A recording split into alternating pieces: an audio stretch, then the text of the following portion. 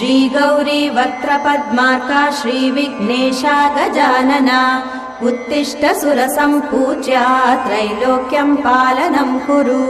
श्रीगौरी वक्त्रपद्मार्का श्रीविघ्नेशा गजानना उत्तिष्ठ सुरसम्पूज्या त्रैलोक्यं पालनं कुरु उत्तिष्ठोत्तिष्ठ हेरम्बा उत्तिष्ठ गणनायका उत्तिष्ठ करुणापूर्णा भक्तानां भाग्यदायका उत्तिष्ठोत्तिष्ठ हेरम्बा उत्तिष्ठ गणनायका उत्तिष्ठ करुणापूर्णा भक्तानां भाग्यदायका श्रीयाकुवाहन शिवात्मज दिव्यगात्रा श्रीभिन्नदन्तधनुजान्तक सूक्ष्मनेत्रा सर्वार्ति दुःख शमना फणिराजसूत्रा